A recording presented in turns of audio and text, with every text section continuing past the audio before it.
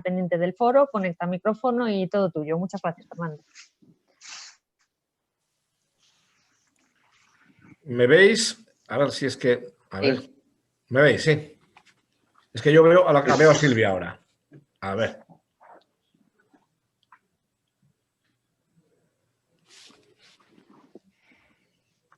Ahora me veo a mí mismo. Bueno, yo también tengo que empezar, como es de rigor, por dar las gracias. Primero, por felicitar a Exporense por hacer este encuentro, este foro de comunicación, después de tantos años, continuar haciéndolo y todavía encontrar temas sobre los que debatir, sobre los que reflexionar. Tengo que agradecer, evidentemente, la invitación que se hace a esta casa, a la región, para que participemos, como siempre. Estamos encantados de hacerlo. Esta intervención mía tiene algo de peculiar. Es que hace pocos días que me incorporé a esta casa, en la que ya estuve en otras etapas de mi vida profesional, y me ha tocado, pues, a mí asumir este papel que se nos había asignado de moderación de este panel, de esta mesa redonda. Bueno, de esto, vamos a llamarla así, ni mesa redonda, ni panel, porque yo ya no sé cuál va a ser en el futuro el término adecuado para este tipo de encuentros, que claro, que tienen lo malo de no poder vernos, no poder saludarnos en persona, no poder cuchichear, no poder hacer cotilleos y cosas de estas que son tan importantes en la comunicación. Yo creo que son, desde que el mundo es mundo, un elemento fundamental de la comunicación. Yo te cuento, tú me cuentas y nos vamos enterando de cosas. Bueno, una breve introducción por mi parte. Creo que algunas cosas son obviedades. Por ejemplo, que la pandemia pues, nos ha sacudido a todos, lo sacudió todo, es como un tsunami, algo que nos vino encima, que no vimos venir, efectivamente, y nos ha cambiado, nos ha dado un revolcón impresionante a todos. Los ciudadanos de a pie, los primeros, no estábamos preparados para algo parecido a esto, no lo estaban las instituciones públicas, no lo estaba, también tenemos que reconocerlo, el sistema sanitario, no lo estaba el sistema asistencial, por supuesto no lo estábamos los medios de comunicación preparados para un cambio casi de paradigma como este. A los medios yo creo que nos pilló con el paso cambiado, sin habernos recuperado aún de la crisis económica con todas las secuelas que eso tuvo en muchos casos, con recortes de plantilla, con menos medios humanos y materiales para trabajar. Nos pilló también en medio de una reconversión, todavía estamos obviamente, aunque ahora más aceleradamente, una reconversión, digo, tecnológica. Nos pilló también en medio de, pues eso, de la eclosión de las redes sociales. Ya estaban ahí, claro, no es que hayan llegado ahora con el COVID o la COVID-19, ya estaban ahí, pero de golpe esas redes sociales pues han pasado a ser uno de los elementos fundamentales por los cuales la gente se informa a través de las redes sociales. Pues gran parte de la gente, sobre todo joven, tiene mucha fe puesta en ese sistema de información. Pero no solo ellos, ¿eh? Yo creo que la pandemia, la crisis sanitaria, la crisis global, ha puesto en valor, esa es mi opinión, el papel fundamental del periodismo con mayúsculas. Yo, en mi caso, entiendo por periodismo la comunicación social con sentido de la responsabilidad y con compromiso de servicio público. Suena así un poco pretencioso, pero yo veo que se reflexione un poco sobre eso, para diferenciar lo que es periodismo de lo que es comunicación en términos generales. Ya digo, pues entiendo que el periodismo lo que tiene que servirnos es para ver el bosque donde en apariencia solo hay árboles, muchos árboles, una cantidad ingente de árboles que no sabemos lo que tenemos delante y no sabemos que ahí lo que hay es un bosque que tiene una determinada estructura y funciona de una determinada manera. El periodismo, también es otra obviedad, claro, tiene que estar siempre al servicio de la verdad, pero yo creo que mucho más, en circunstancias tan especiales como esta que estamos viviendo ahora. ¿Y por qué? Porque en saber, conocer, asumir la verdad, nos puede ir incluso, ojo, la vida, la salud, el bienestar, nos puede ir en el hecho de estar bien o mal informados. Eso yo creo que es un cambio fundamental que tiene que ver con esta crisis. También es obvio, pues eso, que ni las fuentes informativas, lo estamos comprobando también en esta jornada, ni los medios estábamos preparados para lo que se nos vino encima de repente, ¿no? Yo creo que ahora mismo en los medios estamos corriendo el grave riesgo, es un riesgo grave a mi entender, de normalizar que sean las fuentes, que siempre son parte interesada, las que lleven la iniciativa del proceso informativo como tal. Que sean las fuentes las que nos persigan a nosotros los periodistas en vez de ser nosotros los que persigamos a las fuentes para que nos informen. O sea, que nos persigan las noticias a nosotros en vez de ser nosotros los que perseguimos a las noticias. Esto viene ya de lejos, ¿no? Pero ahora se ha agudizado mucho, en mi entender. Finalmente, creo que son muchas las lecciones que todos hemos de aprender de esto que se da en llamar la infodemia, ¿no? La más importante es que para superar una pandemia, entiendo yo, lo único que no se puede confinar es la verdad. Ese es el riesgo. Que como consecuencia de todo lo que está pasando, aparte de confinar muchas cosas, confinemos también la verdad. Y yo no quiero ocupar más tiempo y quiero ya dar paso pues a algunos de los participantes que nos van a acompañar en esta mesa redonda, porque he visto que la estructura de la mesa es para que de alguna forma también haya distintas patas en el proceso informativo, estemos todos aquí de alguna forma representados. Voy a dar paso por una cuestión de que pueden necesitar disponer más tiempo, pueden tener prisa, pueden tener urgencia porque están en el ojo del huracán, a los representantes del Servicio de Comunicación del área sanitaria de Ourense, que creo que está Miriam o está Carlos, Silvia. Estamos los dos. Estáis los dos, es que no os veía. Están los dos, sí. Sí, no, os veía, no os veía, pero es que no os veía aquí.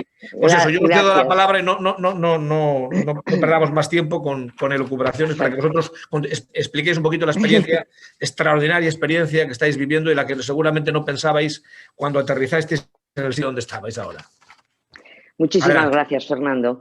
Mira, antes de nada, por supuesto, daros las gracias al foro por invitarnos y muchas gracias por la presentación. Para ser lo más rápida posible, un servicio de comunicación en un área sanitaria pública como es la nuestra, pues de entrada tenemos, antes de nada, que ahora me veo en grande, yo quise empezar mi presentación con este fondo, que me aparto para que lo podáis ver mejor.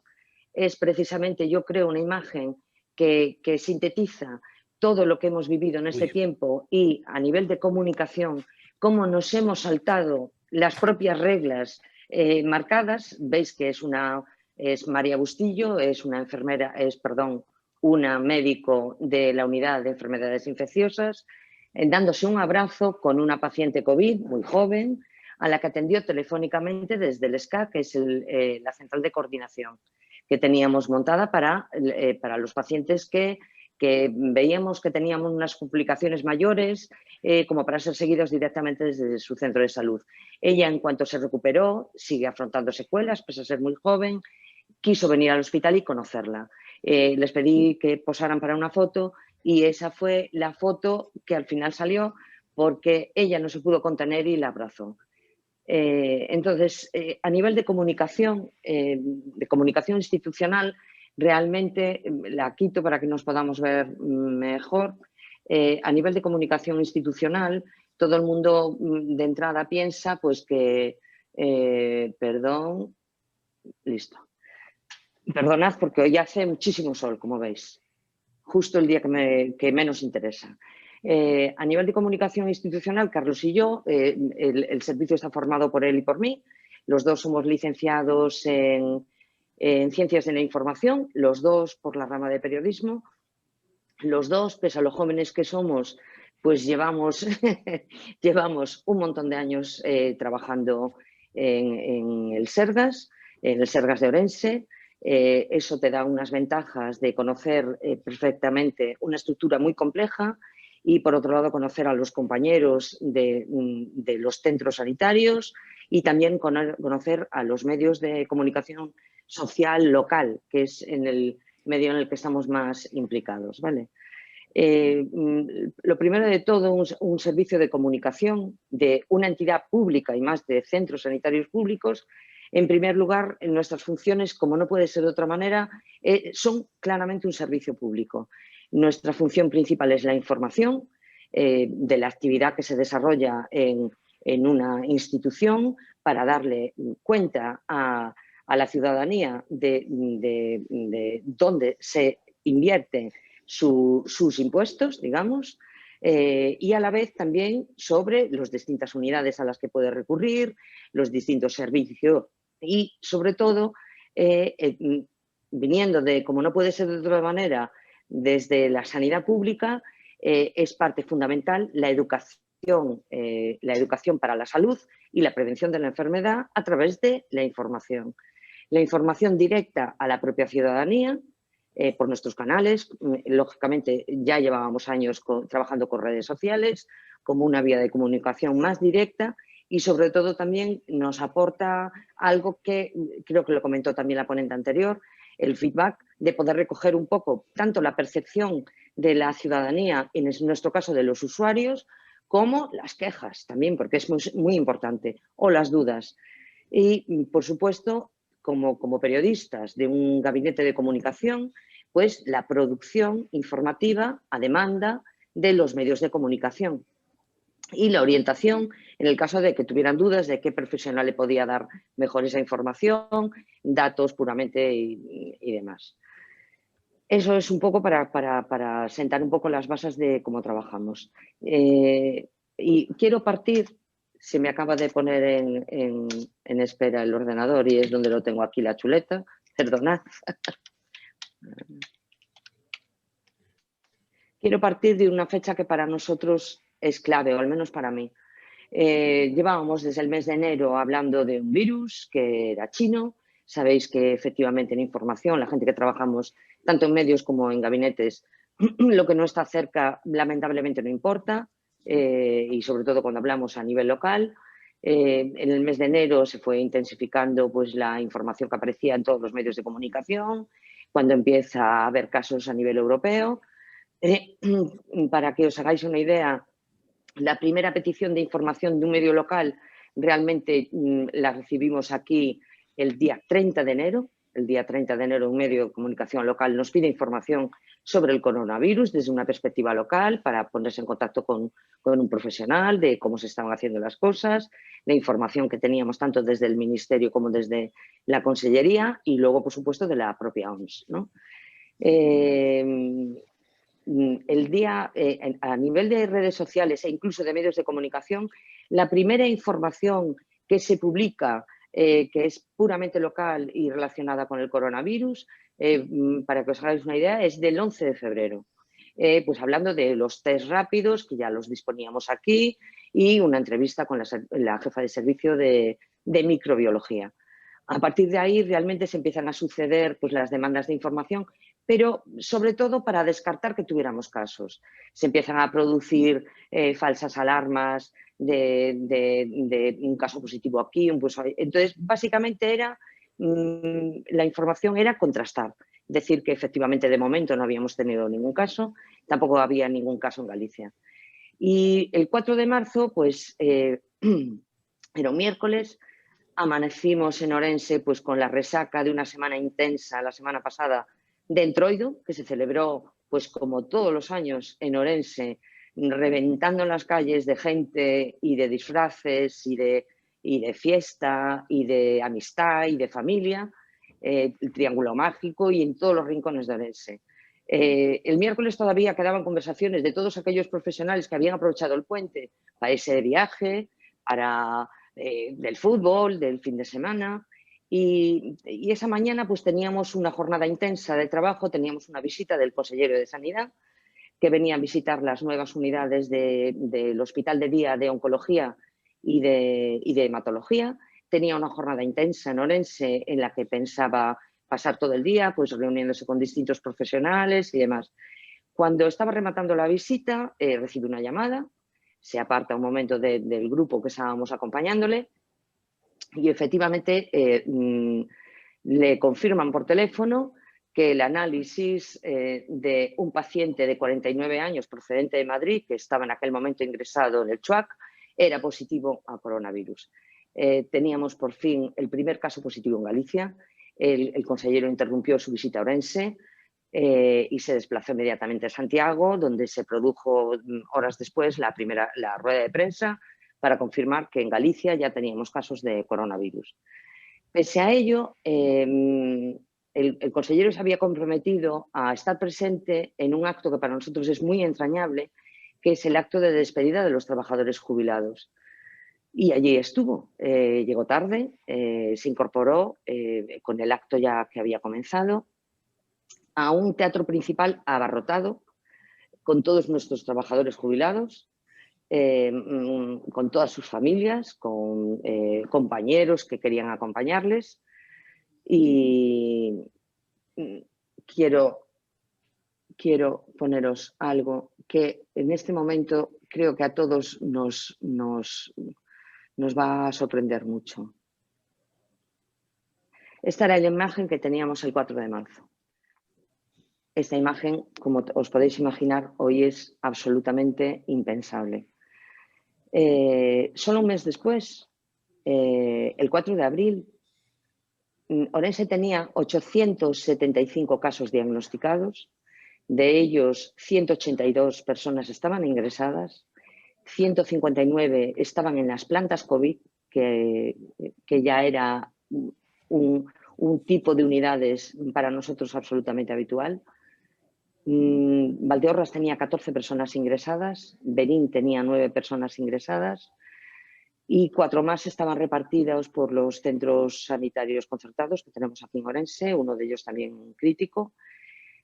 Después de esta foto que estáis viendo aquí, de esta imagen, absolutamente normal, un mes después en Ourense teníamos 23 muertos y a día de hoy tenemos, lamentablemente, hemos perdido a 271 ourensanos. Tenemos, después de 8 meses intensísimos, con un periodo de esperanza, una ventana durante el verano, estamos ya en una segunda ola. En este momento realmente tenemos una cifra muy similar a la que teníamos ese 4 de abril. Tenemos algo menos, rondamos los 800 pacientes activos también. El título de esta mesa redonda, antes de nada, lo de infodemia, es un tema que sí que me gustaría aclarar, que no me gusta. No me gusta que hablemos de infodemia referida a la situación que estamos viviendo ahora. Evidentemente, en la actualidad, el porcentaje de cobertura que se le da desde los distintos aspectos al coronavirus es brutal. Se ha comido los contenidos de gran parte de los medios de comunicación, de las redes sociales, pero me molesta porque creo que la información y sobre los temas de los que informamos no lo decidimos los periodistas, ni de los medios de comunicación social, ni de los gabinetes, ni desde ninguna fuente informativa. Realmente lo decide la ciudadanía. La ciudadanía es la que nos pide información y a nosotros nos corresponde buscar esa información y servírsela. Los compañeros de los medios de comunicación, evidentemente, tengo que destacar esto. El trabajo realizado por los medios de comunicación local, que son los que tengo más cercanos, ha sido impresionante. La colaboración y la comprensión ante la sobredosis de trabajo que afrontamos, muy especialmente durante la alarma, pero que continúa, para dar cobertura a un tema que se ha comido casi todas las secciones de los medios. Ha sido importantísima. Su colaboración para difundir información que nosotros considerábamos que era imprescindible que llegara a la ciudadanía también. Entonces, quiero sobre todo darle las gracias. Y con la foto que ponía al principio, decía que efectivamente hoy las autoridades sanitarias nos aconsejan que no nos abracemos. Pero en esa discrepancia entre la norma y lo que sucedió, creo que también me gustaría que entendierais que se centra toda la estrategia de comunicación y de información que vivimos Carlos y yo desde el servicio. Lo primero que entendimos es que ante una situación de alarma como la que se desencadenó, nuestro papel era claramente de servicio público, un papel que nosotros lo tenemos muy interiorizado, pero en ese momento más. A partir de ese momento nos pusimos a disposición tanto de los medios de comunicación como de nuestros compañeros, reforzando la comunicación interna.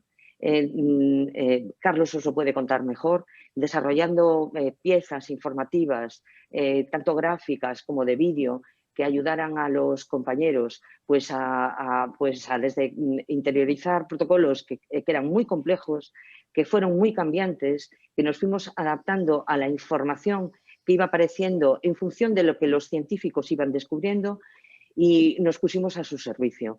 Y rápidamente nos dimos cuenta que las funciones informativas que teníamos y a las que estábamos acostumbrados se rompían por todas las costuras. No nos podíamos limitar solo a informar, porque la situación que estábamos viviendo, sobre todo desde el 14 de marzo, con la población confinada, con nuestros compañeros de comunicación muchas veces trabajando desde casa, con pacientes que estaban ingresados, que muchas veces no iban a superar la enfermedad, pero no podían recibir la visita de su mujer, de sus hijos, de sus amigos. Era una situación que encajaba tan mal en una información totalmente, digamos, institucional, neutra, de agencia, sin calificativos, que dimos un paso que entiendo que fue necesario y que lo sigo defendiendo. Primero, había que dar información, sí, información sobre la pandemia, pero luego, en el momento que la gente se quedó en casa, entendimos que nuestra labor era de comunicación y de enlace con las emociones que se estaban desenvolviendo en aquel momento, tanto de la ciudadanía en su casa como de los compañeros que veíamos todos los días luchar contra un tema absolutamente desconocido, histórico, que no se había dado nunca, que con el miedo de no poder llegar, con el miedo, con la incertidumbre de no saber lo que iba a pasar, porque hubo momentos muy críticos, pero el problema no es tanto lo que estás viviendo, para lo que vas actuando, sino la incertidumbre de que la demanda continuara aumentando a ese ritmo y nos desbordara. Eso suponía para muchos compañeros tener que tener pánico a tomar unas decisiones para las que, por mucho que hayan estudiado medicina, nadie está preparado, para que por mucho que seas enfermera y estés acostumbrada a acompañar a pacientes graves que muchas veces fallecen, nadie está preparada, porque esos pacientes tienen a su marido cogiéndole la mano, los pacientes de paliativos, que realmente son pacientes a los que el servicio sanitario ya no puede hacer nada por ellos, pero sí puede hacer que su transición sea más llevadera y menos dolorosa.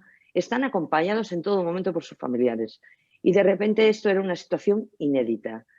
Entonces entendimos, por un lado, que teníamos que informar y enseñar a abrir el hospital a las familias, a los trabajadores que teletrabajaban desde casa, a todos los que necesitaban saber, por un lado, qué estaba pasando. Los familiares de los que tenían pacientes aquí ingresados, su situación era terrible y aparte de la información telefónica que recibían, no sabían qué estaba pasando, no sabían dónde estaban ingresados. Entendimos que era imprescindible que vieran que, además de estar siendo atendidos clínicamente, estaban siendo acompañados por un personal que puedo decir, creo que se ha visto y la gente que ha pasado ese trance lo puede testimoniar, estaban acompañados, les estaban dando no solamente cuidados, sino les estaban dando muchas veces ese calor que no podían recibir directamente de sus familias. Por otro lado, evidentemente la comunicación es imagen y la imagen en ese momento no estaba llegando. Los compañeros gráficos, tanto de televisiones como de los medios de prensa escrita, no tenían imágenes para ilustrar lo que estaba pasando. En aquel momento hubiera sido, y sigue siendo lamentablemente, en aquel momento hubiera sido muy incoherente. Primero, sin saber todavía claramente los riesgos, dar entrada a personal no sanitario que no trabaja en un centro sanitario, porque Carlos y yo somos personal no sanitario, pero de un centro sanitario. Darle entrada, que se expusieran a unos riesgos que desconocíamos. Y por otro lado, la incoherencia de no dejar entrar a un hijo y dejar entrar a un periodista. Entonces, entendimos que nuestra obligación profesional era dar esa información. También tuvimos otro punto de inflexión, y es que muchas veces nos encontrábamos con historias, eso lo puede contar mejor Carlos, con historias que no eran puramente informativas, que eran pequeñas historias que para el personal eran muy importantes y que pensamos que para la gente también lo podía ser. Pero nos daba cierto pudor trasladarlos a los medios de comunicación. Entonces utilizamos las redes sociales. Y se dio un caso curioso. Comprobamos efectivamente algo que ya todas las teorías de comunicación están recogiendo, y es que hay se autoalimentan, o sea, se retroalimentan los medios de comunicación social de las propias redes sociales. Y empezamos a ver que nos pedían esos contenidos que nosotros veíamos menores como para trasladarles. Y a partir de ahí, pues empezamos a trabajar sin complejos, dándole la información que entendíamos que necesitaban tanto la ciudadanía que estaba encerrada en sus casas, como los compañeros de los medios de comunicación y como nuestros propios compañeros, que recibían un chute de energía, aparte de los aplausos que oíamos a las 8 de la tarde, a través de las redes sociales, a través de cómo se recogían esos contenidos en los medios de comunicación. Ya le doy paso a Carlos, que os puede contar. Carlos se convirtió desde el minuto 1, desde que hizo el primer vídeo de colocación y retirada de EPIs que hicimos ese fin de semana, primeros fines de semana de marzo, porque entendíamos que se podía entender mucho mejor con un vídeo, y se convirtió en una enfermera más de los controles de COVID. Se convirtió en un radiólogo más, se convirtió en una persona indispensable para recoger y testimoniar todo lo que estaba pasando dentro del hospital, pero tengo que decir que no solo dentro del hospital, de los centros de salud, de los puntos de atención continuada, y no solamente de las unidades COVID, porque realmente somos un equipo. Los hospitales y los centros de salud no pueden funcionar sin un trabajo coral. Y para que funcione un hospital tiene que funcionar la cocina, tienen que funcionar los trabajadores de logística, tiene que trabajar el personal de limpieza, que en este caso ha hecho una labor excepcional. Y Carlos lo ha recogido todo como si fuera el cronista oficial de estos días. Lo sigue haciendo y lo quiero presentar, y para que continúe él contándoos cómo desarrollamos, cómo rompimos esos corsés. Gracias. Carlos. Hola, buenos días a todos y gracias a Expo Ourense por la invitación que nos habéis hecho a Miriam y a mí, ¿no? Para hablar un poquito de nuestra experiencia como servicio de comunicación de un área sanitaria, ¿no? Que, como decía Miriam, no solo es un hospital, no solo es el Hospital de Ourense, sino también es el Hospital de Verín, el Hospital de Valdeorras, son los 106 centros de salud del área sanitaria. Y claro, lo más importante, sus trabajadores, ¿no? Al final todos somos personas, todos tenemos nuestras vivencias, nuestras emociones, nuestras vidas. Y es lo que decía Miriam, ¿no? Somos un equipo que desde cocina, desde lencería, esterilización, quirófano, laboratorios, todos somos importantes en ese engranaje, ¿no? Y yo creo que cuando lo veíamos empezar Miriam y yo, veíamos las noticias ya desde enero, ¿no? Y comentábamos de los casos de China, lo hablábamos con los microbiólogos de aquí del servicio, ¿no? De laboratorio, y le decíamos qué posibilidades habría de que se fuera extendiendo este virus, que llegara a Europa. Y ellos comentaban que había la posibilidad, porque claro, estamos hablando de que los viajes son imparables. Es decir, antes en la epidemia de la gripe española del 18, pues no había aviones, no había vehículos. Es decir, expandir lo que es la epidemia era muy lento, ¿no? Y se podían prever ciertas cosas, pero claro, no había ni avances tecnológicos, no había, como quien dice, medicina. Pero ahora, claro, se veía con la posibilidad de que pudiera llegar a nosotros, y y nosotros pues intentamos también pues adelantarnos un poquito en lo que fuera nuestra posibilidad de empezar a hacer acciones que nos pudieran hacer falta en el futuro, ¿no? Lo que decía Miriam, de realizar junto a los equipos médicos de enfermería la colocación y retirada de los equipos de protección individual, ¿no? Que sabríamos que nos podían hacer falta en un momento determinado, pues con mucha antelación ya lo fuimos haciendo. Hablaba ella de cuando tuvimos el acto de homenaje, el acto más importante que tiene un hospital, que es el homenaje a los trabajadores que se han jubilado, ¿no? Eso fue debió ser un 4 de marzo, el 4 de marzo, que veíamos antes la foto donde estaba el salón de actos lleno y nosotros después en los aperitivos, al acabar el acto, al que vino el consejero, pues bromeábamos con los jubilados de la posibilidad de que llegara el virus, que acababa de estar también el carnaval en su máximo apogeo. Y nosotros ya ahí teníamos bastante producción de vídeos hechos, de cartelería interna hecha, de todo tipo para prever lo que podría llegar, para informar a los trabajadores sanitarios, para informar a la población, ¿no?, de recomendaciones que ya nos estaban llegando.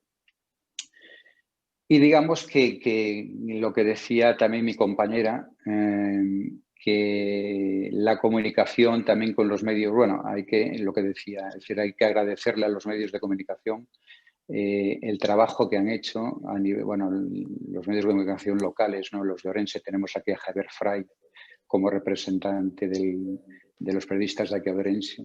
Ha sido excepcional. El trabajo conjunto con nosotros, yo creo que podría ser un modelo para cualquier área de España, para cualquier provincia, para cualquier comunidad, ¿no? Lo podrá después decir, atestiguar en su intervención. Y hubo un cambio, claro, estábamos hablando de una incertidumbre total, es decir, de noticias que llegaban constantemente por cantidad de medios, ¿no? Sobre todo empezó a tener una trascendencia muy grande en las redes sociales, ¿no? Llegaba información de todo tipo por las redes, desde bulos a informaciones de organizaciones institucionales, de salud, ¿no? Y entonces empezaron a tener mucha importancia también.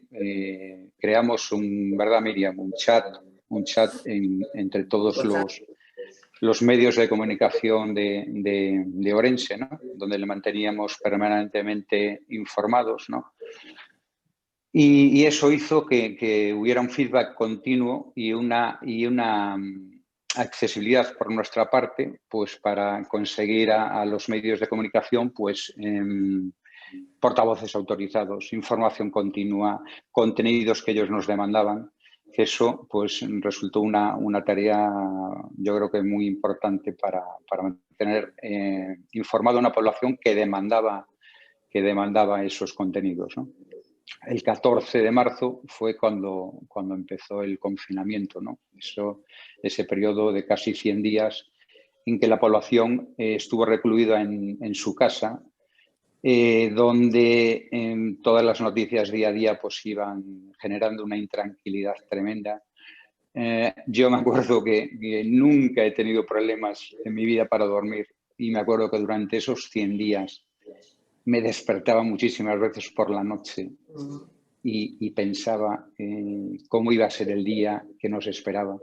Porque cada día que venías al hospital veías nuevos ingresos, veías gente en la UCI, veías al personal muy integrado, pero muy cansado, con mucha responsabilidad. A veces se derrumbaban. Yo he estado en todas las unidades, ¿no? He estado en las unidades críticas, en las UCIs, en las REAs, en las urgencias, en los laboratorios, en el COVID auto, en las residencias sociosanitarias, ¿no? Con el trabajo tan increíble que han hecho todos los trabajadores de esas residencias. Las residencias integradas, que tuvimos que abrir aquí 2 residencias integradas en Baños de Molgas y en el Hospital de Piñor para atender a toda esa población, ¿no? fue un esfuerzo tremendo de todo el personal sanitario, que desde aquí hay que hacerles un monumento, darles una matrícula de honor y estar muy agradecidos a todo el trabajo que han hecho. Y lo que decía, yo me desvelaba y al llegar aquí al hospital, pues mi intención era que todo ese trabajo que se estaba haciendo en el hospital, en los centros de salud y todo el personal sanitario, pues que viera su recompensa en el sentido de que la población viera que estábamos haciendo lo que estábamos haciendo dentro de los centros sanitarios, ¿no?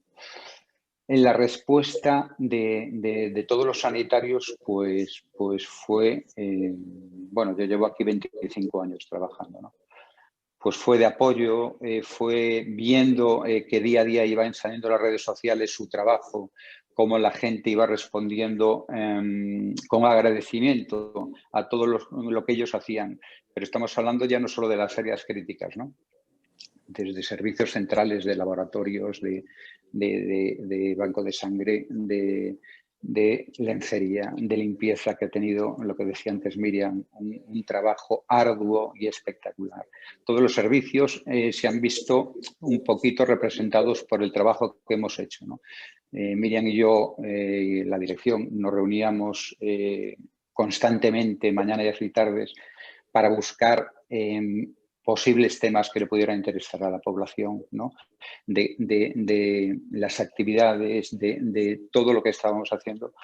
Y lo que decía también un poco Miriam, quisimos dar un contenido emocional a lo que estábamos haciendo, ¿no? Es decir, no solamente decir lo que estábamos hablando del COVID auto, que se estaban haciendo tantas PCRs, sino buscar a personas, ¿no? Tanto a personas de nuestro personal sanitario como a pacientes, ¿no?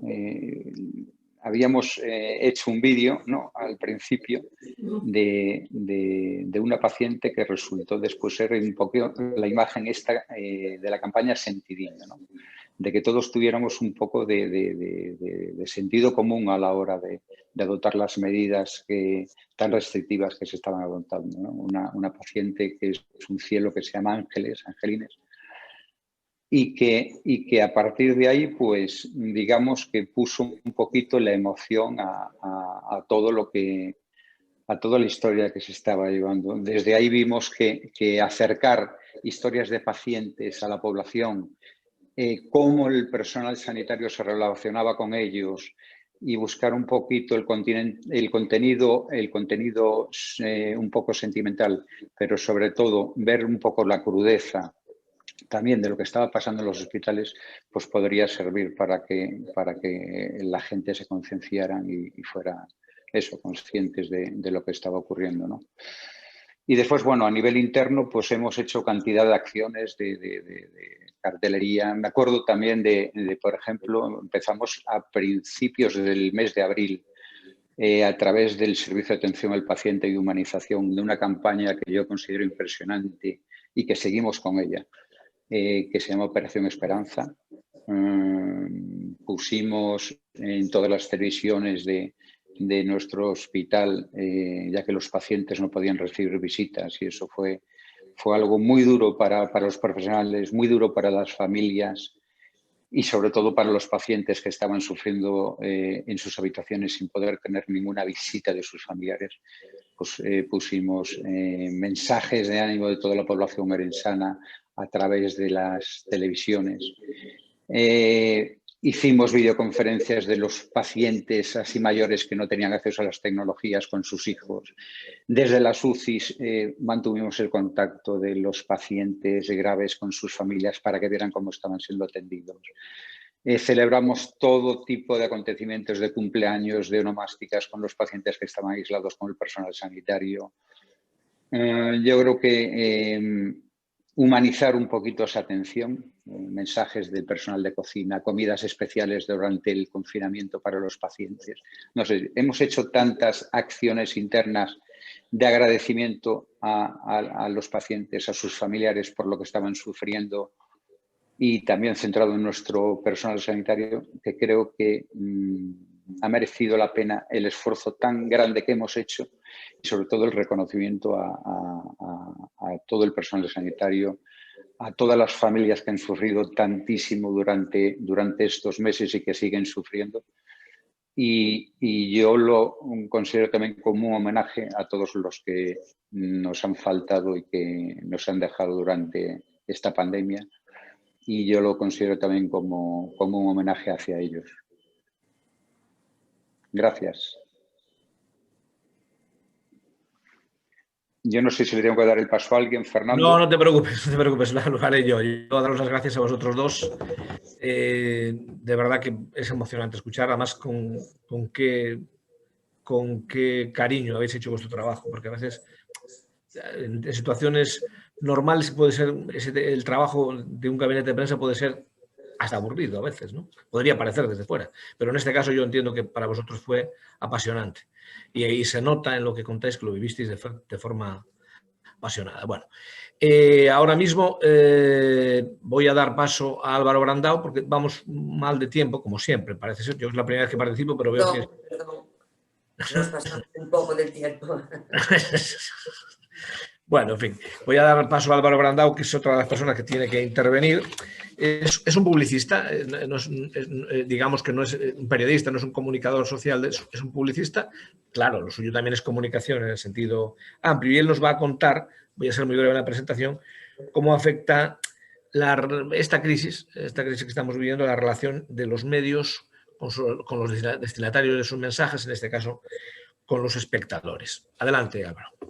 Muy bien, Fernando, muchísimas gracias y muchísimas gracias a Expourense y a todos los organizadores por invitar a Avante para que dé un poco su opinión sobre cómo ha sido ese impacto en los medios y la relación con los espectadores, ¿no? Es un tema, desde luego, mucho menos trascendente y relevante que el que acabamos de oír y que nos han contado mis compañeros de mesa redonda, de pantalla redonda, Miriam y Carlos, a los que aprovecho para agradecer la labor que han estado haciendo durante toda esta crisis, a ellos y a todo el tipo de personal sanitario. Pero bueno, como la vida sigue, pues hay que hablar de otros temas menos trascendentes, pero que también ayudan a que precisamente esta rueda no pare, ¿no? Y a que la gente tenga un poco claro el camino por donde seguir, ¿no? Voy a compartir mi pantalla, ya me diréis si se ve correctamente. Voy a ceñirme muchísimo al tiempo, sé que vamos mal de tiempo, así que voy a ceñirme mucho y no me voy a enrollar más de 20 minutos. ¿Se ve mi pantalla? ¿Se ve correctamente? Sí, la vemos. Perfecto, pues nada, voy a ir muy rápido.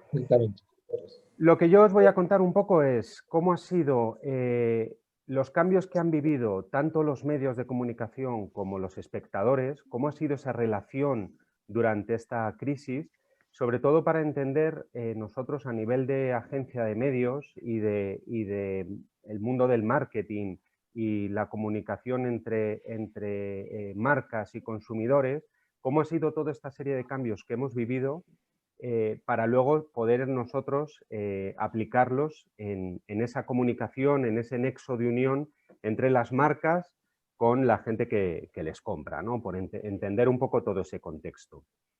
Bueno, yo empiezo diciendo realmente que nada ha cambiado, que bueno, parece una afirmación un poco atrevida, pero realmente nada ha cambiado en cuanto a los medios de comunicación. Ya había cambiado todo, ya había cambiado. Lo que sí que hemos vivido es una aceleración brutal a la que nunca habíamos vivido en la sociedad actual, una aceleración de todas esas tendencias que ya estaban pasando. Y eso sí que ha sido motivado por esta crisis. Y todas esas tendencias y todos esos cambios que estábamos viviendo venían a través de esa explosión digital, que eso ya había pasado, eso no tiene mérito el COVID, eso ya había pasado antes, la explosión digital en todos los sentidos. Lo que sí que ha hecho el COVID es meterle gasolina a esa máquina que ya había arrancado en cuanto a la adaptación de los hogares y de las empresas al mundo tecnológico, que se han visto forzados a hacerlo, una adopción a las estrategias y a los procesos digitales en todos los ámbitos de nuestra vida. Claro ejemplo es el teletrabajo y la teleformación todas estas cosas que hemos ido viviendo y que seguimos viviendo, porque realmente, aunque hablamos de la crisis en pasado, seguimos en ella.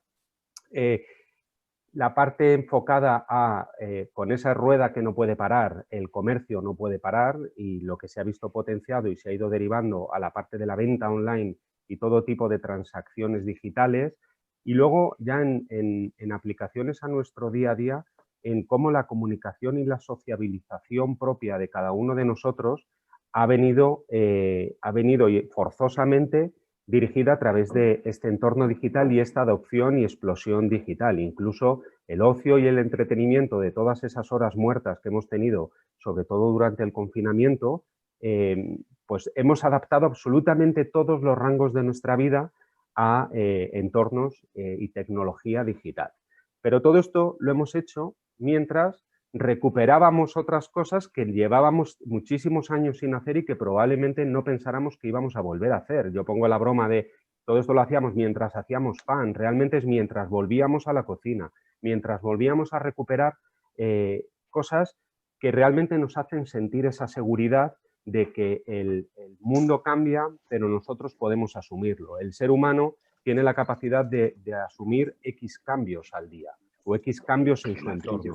Y hemos vivido unos cambios que están por encima de nuestras posibilidades. Por lo tanto, nos hemos tenido que agarrar a ciertas cosas que nosotros ya conocíamos o ya sabíamos que existían y que nos han tranquilizado un poco. Y esto lo pongo como ejemplo porque ha afectado mucho a cómo ha sido nuestro consumo de medios, porque hemos vuelto un poco a esos básicos. Y esos básicos eran medios pues, como la televisión, como la radio, medios que estaban en la percepción cada vez más podían estar cada vez más en desuso o creíamos que estaban más en desuso, pero de repente los hemos vuelto a coger para tener algo conocido a lo que agarrarnos, ¿no? El incremento brutal en las audiencias de televisión no solo responde a que estábamos en casa, porque estando en casa también podemos acceder a la prensa online, sino que cuando realmente hemos tenido dudas, ese miedo que ha salido varias veces la palabra, hemos acudido a lo que sabemos que podemos estar un poco más seguros, a esas noticias o esos telediarios en las noticias que nos hacen sentirnos seguros. Entonces, hemos valorado muchísimo los medios durante toda la crisis, sobre todo durante el confinamiento, como un entorno donde acceder a una información y donde poder estar informados, entretenidos o incluso que nos tranquilicen. Pero no todo ha sido bueno, porque también hemos tenido cierta percepción, y aquí sí entro ya con el tema de todo este coloquio, de la infodemia. Aquí sí que, bueno, hemos descubierto por esa brutalidad en la cantidad de información los puntos malos que ya existían, pero que se han multiplicado por la enésima potencia, como, bueno, pues las redes sociales, las fake news, todo este tipo de cosas, ¿no? Y eso a nivel usuario también lo hemos percibido. Y es que hemos vivido la pandemia de la desinformación. Realmente, pues tenemos una cantidad de información politizada, polarizada, fake news, mentiras. Ya realmente hemos llegado a un punto en el que no tenemos bien claro qué es verdad y qué no, y de quién nos podemos fiar y de quién no. Y esto no es solo mérito del COVID, realmente es mérito o está metido en cómo somos como sociedad. De hecho, pongo este ejemplo, digo, oficialmente para los españoles la pandemia está perdiendo interés ahora mismo, ya no está de moda. Y ahora mismo, por ejemplo, existe una crisis mucho más importante a nivel interés que genera sobre la sociedad, que es la de Cantora. Y esto, que me permito este chascarrillo y esta broma, viene un poco a refutar lo que acaba de comentar Miriam, que es que realmente la información o la desinformación no solo está motivada por los medios de comunicación, no podemos ser injustos y echarles la culpa solo a ellos, sino que los medios de comunicación responden a lo que la sociedad está buscando. Esto es un gráfico del interés de búsqueda en Google desde el inicio de la pandemia, donde vemos el pico de mayo, donde vemos el pico de esta segunda oleada y donde vemos que las búsquedas en torno a la Pantoja han superado a las búsquedas en torno al confinamiento. O sea, nos da igual si podemos salir o no de casa mientras sepamos qué han pasado con los trajes de torero de Paquirri. Y esto es un ejemplo de cómo somos a nivel sociedad y cómo también eso responde a la relación entre el medio y el espectador.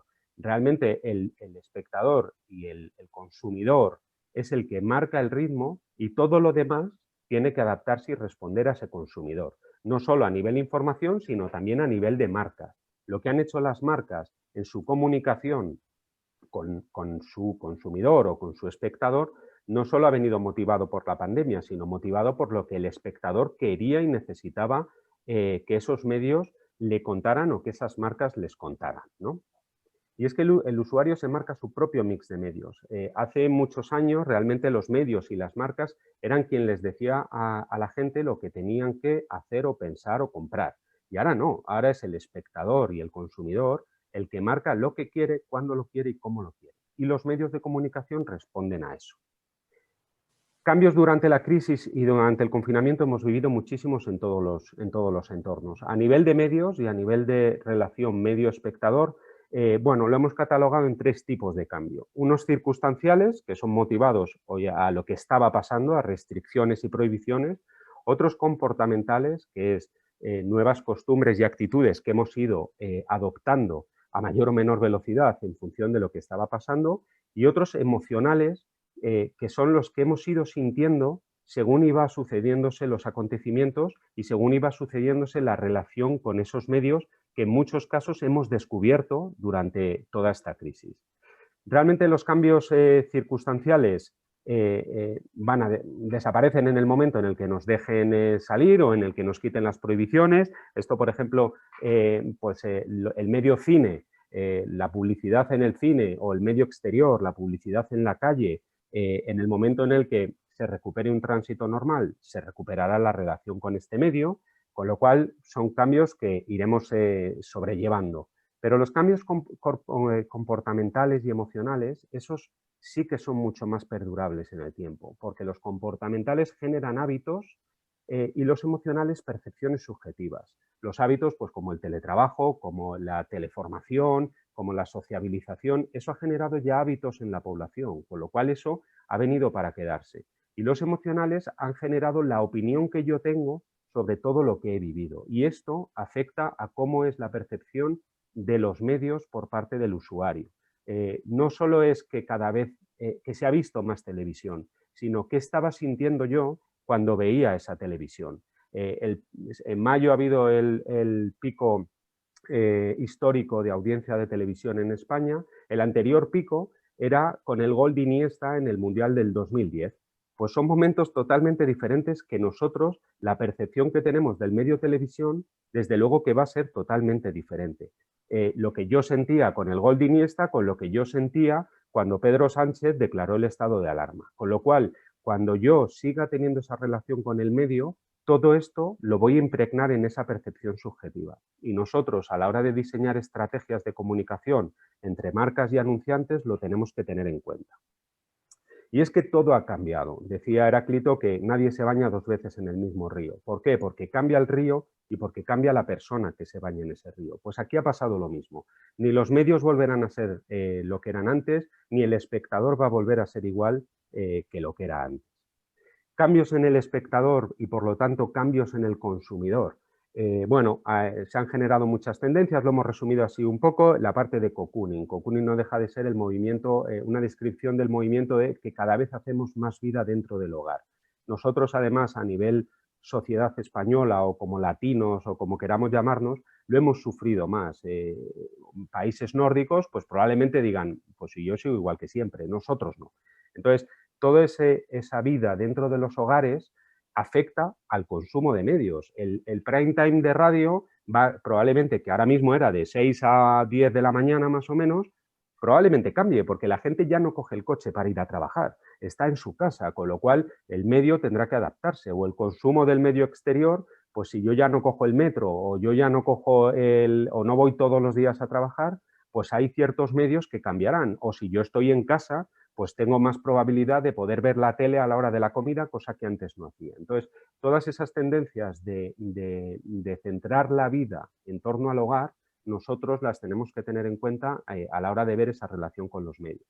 La personalización. Los espectadores, la gente cada vez quiere que lo que le cuentes sea algo que le interesa, dónde le interesa, cuándo le interesa. Ya las comunicaciones generales y los medios masivos y todo eso ya no existe, porque ahora realmente el espectador está esperando a que se lo digan a él como ente individual en el lenguaje que él va a entender. Proximidad, nuestro mundo se ha acotado. Esa globalización que veníamos viviendo hasta marzo, no digo que ha desaparecido, pero se ha ralentizado muchísimo. Hemos descubierto un entorno próximo a nosotros en el que ya, en muchos casos ahora, ya ni siquiera podemos salir, con lo cual estamos descubriendo otra serie de medios locales, medios de proximidad, que antes no contemplábamos en nuestro consumo habitual y ahora sí. Seguridad y trazabilidad, no solo a nivel sanitario, sino esto viene muy acorde con el tema de la infodemia y de las fake news. Yo tengo que tener una seguridad de que lo que me están contando es verdad y eso también que quien me lo está contando sea un ente que tiene credibilidad, con lo cual el usuario ahora es mucho más exigente a qué mensajes le llegan y de dónde le llegan, porque le han engañado mucho, nos han engañado mucho. Entonces, el usuario ahora mismo exige esa credibilidad y tener esa seguridad de lo que está escuchando. Y luego innovación y omnicanalidad. Ya no existen medios off, medios on, eso ya no existe. Ahora existe un tipo de comunicación, unos entornos de comunicación y tenemos que tener en cuenta todo y manejar todo. Y a nivel de cambios, estos eran cambios en el espectador, cambios en los medios. Realmente llevamos mucho tiempo hablando de medios que se iban a desaparecer, medios que pues la tele está muerta, la prensa se acaba. No, realmente los medios no se acaban. Lo que hacen los medios es transformarse según las exigencias del consumidor. De hecho, la pregunta no es si se consume tele o no, es ¿qué es televisión? ¿Qué es televisión para el usuario? Ya no es la pantalla que está en el salón de nuestra casa con una folclórica arriba. Es que la televisión es cualquier pantalla a través de la cual yo consumo contenido audiovisual. Y lo mismo pasa con la prensa. Hoy en día se consume más prensa que nunca. Ahora, ¿se hace en papel? No. Se hace en otros entornos. Se hace a través de digital o de redes sociales, como comentaba Fernando, que para ciertos segmentos es la única vía de canalización de esa información. Por lo tanto, los cambios en los medios o la transformación que han venido viviendo los medios, mucho ya había pasado. Viene a través del gran potenciador y catalizador que es la digitalización. Los medios se tienen que adaptar sí o sí a lo que está viviendo su entorno y su contexto. La personalización, como hablaba antes, los medios tienen que tener esa capacidad de lanzar mensajes adaptados al momento y a quien los está recibiendo, con lo cual tendrán que transformarse en ese sentido.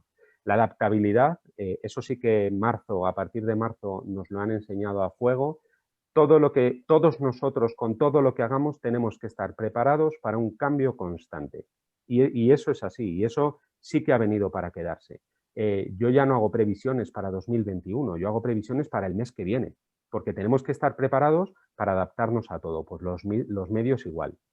Y sí que hay dos aspectos que yo creo que son nuevos generados por la crisis, que es por un lado el localismo, los medios locales, los medios de proximidad o los medios nacionales, pero que tengan posibilidad de hacer segmentaciones geográficas, porque el usuario lo está exigiendo así, y luego esas garantías de credibilidad y también, bueno, pues por ejemplo, particularmente en el entorno cine, para ir al cine tendrán que demostrar que hay unas garantías, y se están esforzando mucho en hacerlo, garantías sanitarias, ¿no? Yo me tengo que sentir sano, salvo cuando estoy consumiendo ciertos medios, ¿no? Vale, voy a resumir los puntos principales de los cambios en los principales medios a modo muy rápido. En el entorno digital, bueno, los cambios o por dónde va a ir en un futuro a corto plazo esa evolución del medio. En el digital tienen que retener y explotar los targets nuevos que de repente se han encontrado. Hay ciertos targets que ya daban por hecho que nunca jamás iban a tener contacto con los medios digitales, como pueden ser targets muy mayores, que sí que lo han tenido y además se van a quedar. La gente mayor o los abuelos hablando con los nietos a través de WhatsApp, eso no hubiera pasado nunca, pero ahora ha pasado. Entonces, el medio digital tendrá que poner facilidades para que esos targets que han entrado en ese entorno se queden. Credibilidad y blanqueamiento en cuanto a la vericidad de la información. Explotación de la data. Hay muchísima data y muchísima información de usuarios que ya llevábamos tiempo trabajando en poder canalizarla, pues yo creo que va a ser, si no la clave más importante, de las más importantes en el corto o medio plazo. Integración con otros medios, ya hemos visto que todo es digital, todo es digital. Entonces, Internet o los medios de Internet tendrán que buscar esas vinculaciones con otros medios como el exterior, la tele, la radio, todo está ya integrado, todo se ha mezclado, ya no hay separación en la mente del consumidor. Y luego buscar resultados, pero ojo, no solo de performance viven las marcas, buscar resultados, pero diferenciándose de otras marcas, porque todas las marcas han entrado en el entorno digital a la vez. La televisión, bueno, ¿está viviendo una segunda juventud? Pues sí, la televisión era un medio que cada vez iba teniendo menos audiencia, sigue siendo el medio más consumido en España, lo queramos o no, es el medio que tiene mayor penetración y mayor cobertura en España, pero es verdad que iba perdiendo usuarios. Pues ahora de repente los ha vuelto a recuperar, está viviendo una segunda juventud, no solo por la crisis de la COVID, sino también por la crisis sanitaria, que es lo que eso sí ha venido para quedarse durante una temporada. Con lo cual, si la gente tiene menos poder adquisitivo, va a acudir a medios como la televisión. De hecho, bueno, mayo fue el pico récord de audiencia, pero es que octubre sigue estando en niveles de audiencia por encima del año pasado. O sea, sí que esos incrementos de audiencia, de momento la televisión los sigue teniendo. Y los anunciantes, buscando esa diferenciación, también están acudiendo a la televisión para hacer campañas. Pues la penetración, la presión publicitaria está creciendo a la misma audiencia, a la misma velocidad que las audiencias. Puntos fuertes que tendrá que atacar el medio televisión para seguir sobreviviendo y disfrutando de esta segunda juventud, retener al target joven, que esto lo tendrá que hacer a través de una omnicanalidad, de una integración con otros medios como las redes sociales, por ejemplo. Tendrá que estar muy vinculado lo que le cuentan por la televisión con la conversación que luego ese target joven puede tener en sus canales preferentes. Contenido en directo lo tiene que explotar. Hemos visto cómo ha crecido la audiencia, sobre todo de los telediarios durante la crisis. ¿Por qué? Porque es contenido en directo. Es alguien en directo te está contando lo que está pasando. Pues eso lo puede explotar la televisión, sobre todo porque no lo tienen las plataformas de pago como Netflix o como HBO. De momento, no lo tienen. La radio.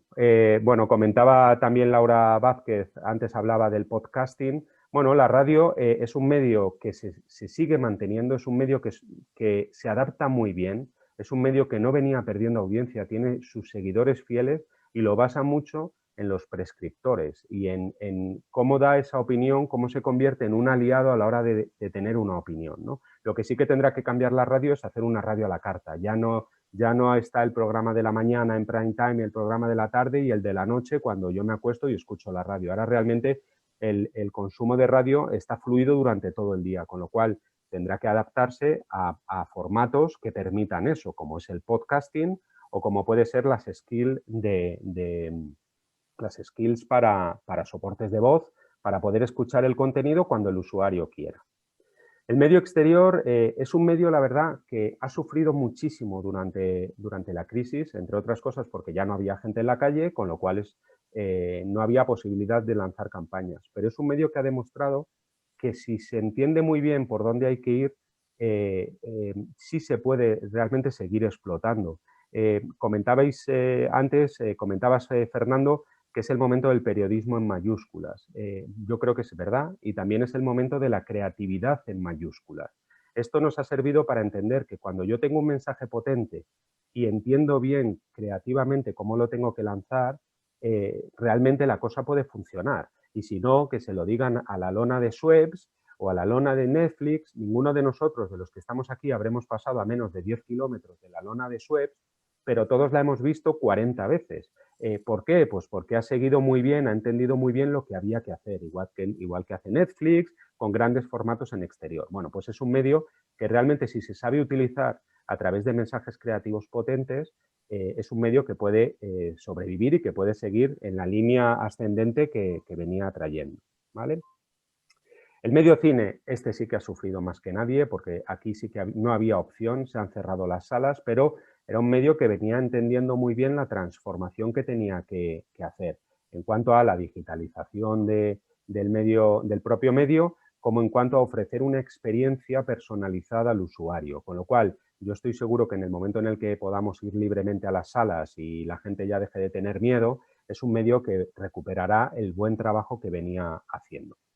Y los medios gráficos. Bueno, aquí diferencio entre papel y no papel. El medio gráfico papel realmente lo está pasando mal, ya lo venía pasando mal, el consumo de las tiradas y las difusiones cada vez eran menores, pero porque realmente el medio dio una alternativa, se canibalizó un poco el mismo al dar una alternativa digital mucho más cómoda y accesible para el usuario, con lo cual el medio papel tendrá que reinventarse en cuanto a algo muy exclusivo, o ya no solo en el formato, sino en el momento de lectura, pero sobre todo potenciar esa digitalización, y ya lo están haciendo con un replanteamiento de negocio nuevo a través de modelos de pago, modelos de muros de pago, explotación de la data. Bueno, tendrá que venir por ahí un poco ese crecimiento o ese resurgir del medio gráfico. Y para concluir, aquí esta es mi última diapositiva. Visto todos estos cambios, tanto en el espectador y el consumidor como en los medios, ¿cuáles son las claves para conectar tanto a marcas como a consumidores, bidireccionalmente? La clave es adaptación absoluta al contexto. Esto ya es un básico a partir de ahora, o sea, la estrategia que tienen que seguir marcas, agencias, es una adaptación constante a lo que está pasando fuera. Y a lo que le está pasando al consumidor. Buscar relevancia como marca, tienen que buscar relevancia a través de la personalización de los mensajes y de los entornos y a través de la notoriedad del propio mensaje. Y la omnicanalidad. Hay que acompañar al usuario a través de todo su proceso de compra y da igual en qué medio, en qué formato, en qué soporte. Eso da igual, hay que entender cómo es el usuario y acompañarle hasta que llegue a realizar esa compra o adquirir ese servicio. Así que estas son un poco las tres claves principales. Y hasta aquí. Muchísimas gracias. Gracias, Álvaro. Gracias, Álvaro, por tu intervención y además por la brevedad, que también hay que agradecer. Hay que agradecerla también. Estoy de medios, estoy acostumbrado a tener que recuperar el tiempo. Sí, sí, sobre todo eso, claro, efectivamente. Hay que aprovechar el espacio y el tiempo. Eso es. Eso es cierto. Bueno, entonces, no sé si hay alguna cuestión que queráis plantear, que quiera plantear la gente que nos está siguiendo.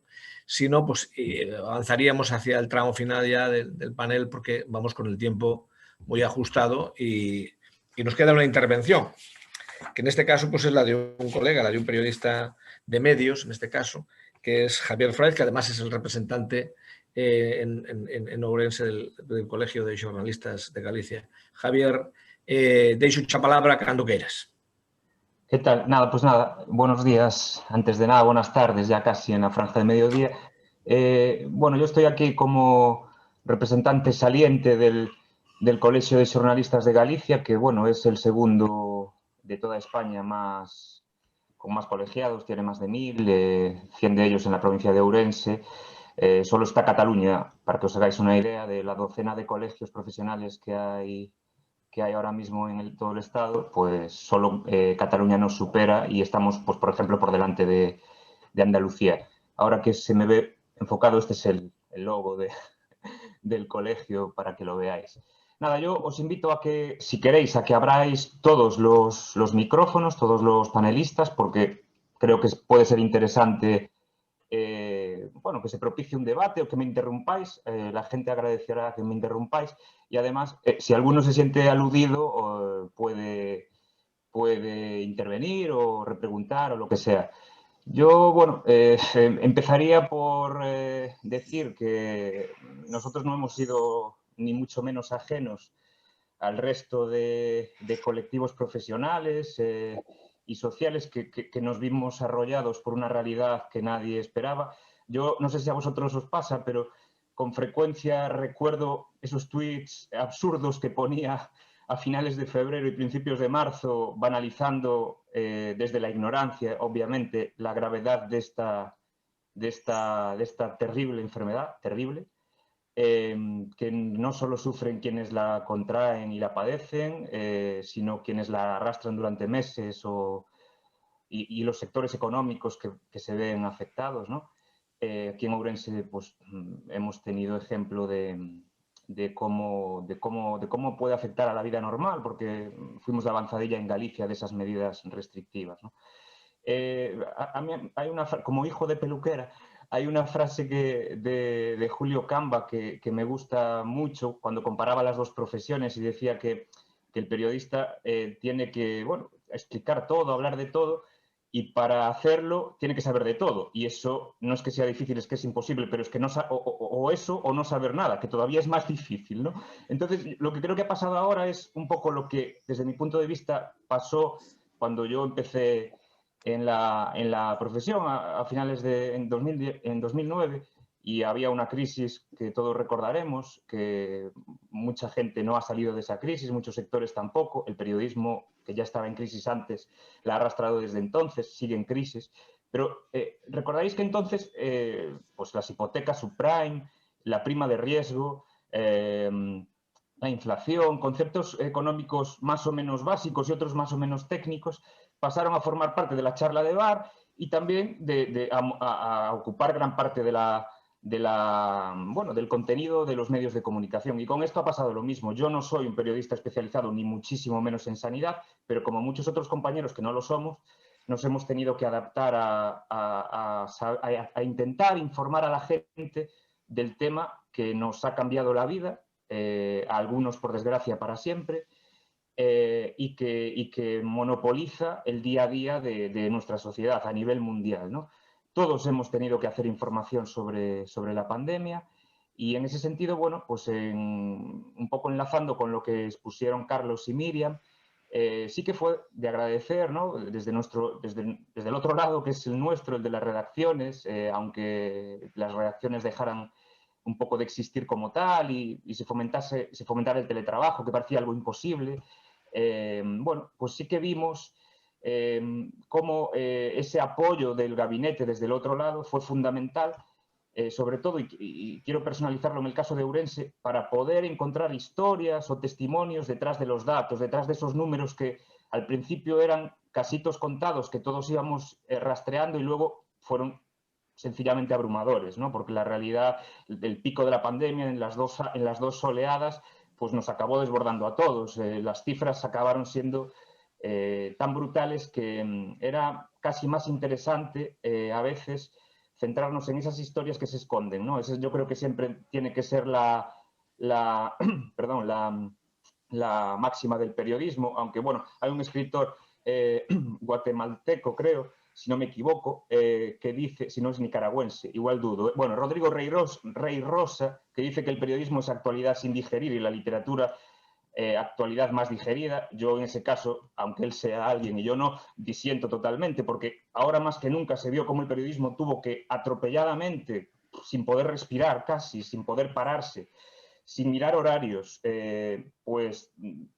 analizar los datos, buscar historias, contar las cosas, sin poder a veces sobreponerse a lo que iba pasando, porque como el resto de colectivos, salvando las distancias, como el colectivo sanitario, como de las fuerzas de seguridad, como las cajeras de supermercados, como las limpiadoras, pues hemos tenido que hacer frente a una situación durísima desde el punto de vista social, sin desatender, más bien todo lo contrario, volcándonos, redoblando esfuerzos en nuestro ámbito profesional.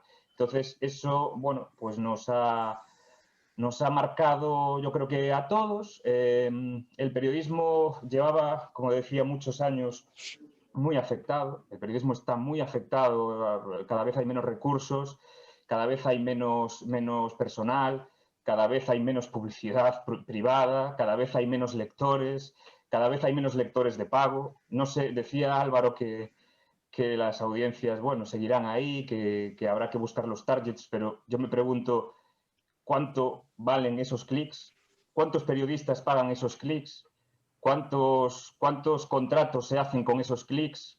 Eso es lo que yo y muchos compañeros nos seguimos preguntando. En esa situación terrible, perdón por el catastrofismo, pero es así, de una profesión cada vez más desprestigiada. En el FIS del mes de octubre, casi la mitad de los encuestados decían que su opinión sobre el periodismo había variado, y a mí eso, sinceramente, me parece demoledor, porque he visto a muchísimos compañeros a todos los niveles, pero especialmente en el ámbito local, que es el que menos medios dispone, el que menos especialización puede permitirse, ¿no? Bueno, pues hacer un trabajo como mínimo hasta el límite de sus capacidades y de sus posibilidades. Por eso, ese feedback que se ve a través del FIS, dando siempre la credibilidad relativa que se merece ese tipo de encuestas, pero teniéndola, por supuesto, y más siendo un organismo oficial, pues viendo ese feedback a uno se le baja un poco la moral. También quiero aprovechar que están Miriam y Carlos y veo que la reacción de la gente en el chat pues es de alabar su trabajo, porque efectivamente hay cosas muy positivas que han hecho, pero también quiero aprovechar para indicar que nosotros hemos visto desde nuestra profesión cómo se ha limitado más que nunca el acceso a los centros hospitalarios. Es lógico, creo que Miriam o Carlos lo decían, lógico de entender, digo, desde el ámbito social, cómo explicarle a un familiar que él no puede ver a su padre o a su abuelo enfermo, gravemente enfermo, incluso a punto de morir, y sin embargo determinado medio de comunicación o fotoperiodista o redactor sí puede acceder. Sin embargo, yo creo que todos hemos visto a lo largo de estos meses cómo se recuperaban informaciones antiguas de medios escritos sobre la famosa y mal llamada gripe española, ¿no? Sobre determinadas informaciones que ahora nos suenan a conocido, a eso de ventilar, eso de buscar los espacios abiertos, eso de la distancia y tal. Y al final yo creo que poder documentar una pandemia es uno de los primeros pasos para evitar que se pueda producir, ¿no? Por lo menos desde el ámbito de la prevención de la ciudadanía. Entonces yo creo que hay que reivindicar un mayor acceso, tanto un mayor acceso a los datos como un mayor acceso a los centros hospitalarios. No sé si coincidimos, yo creo que sí, algo a nivel general que siempre se ha comentado, que faltó concienciación, quizá faltó miedo, quizá la gente vio demasiadas imágenes positivas y nosotros los medios fuimos los primeros responsables y no tantas imágenes reales de lo que es la enfermedad, que es una enfermedad que mata, es una enfermedad que incapacita de por vida a gente que era perfectamente sana, es una enfermedad que rompe familias, que afecta a los sectores económicos. Quizá pecamos un poco seguramente en la primera ola, abrumados por la realidad y tal, de no dar esos enfoques. Y yo creo que es fundamental para poder darlos, pues que un fotoperiodista pueda acceder a una UCI, obviamente bien protegido y sin poner nunca en peligro al profesional sanitario, pero siempre puede haber argumentos, siempre puede haber, entre comillas, excusas, ¿no?, por parte de las organizaciones para no hacerlo, incluso en una guerra. Puede haber quien diga que no incrustemos a un periodista en el frente porque se puede poner en peligro a los civiles por si el periodista queda por el medio, etcétera, etcétera. El periodista tiene que estar siempre donde están sucediendo los hechos, ese es mi punto de vista. El periodista tiene que tener siempre el máximo acceso posible, por lo menos nosotros siempre debemos reivindicarlo. No por ello, sin dejar de agradecer y de reconocer el trabajo muy por encima del de otros gabinetes de comunicación del ámbito sanitario que han hecho tanto Miriam como Carlos.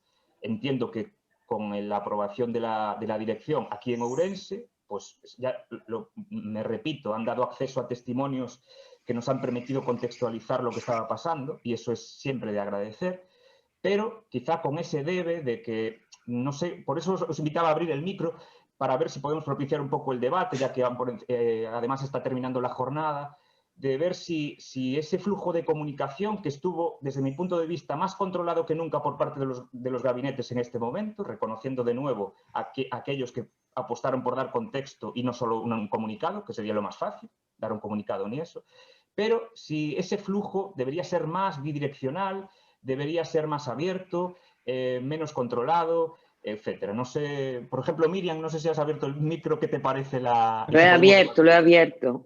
Mira... Una provocación, sí. Es una provocación. Sí, no, es un tema que hemos hablado muchas veces, Javier y yo. Yo creo que es muy distinto el contexto de la primera ola con el que tenemos ahora.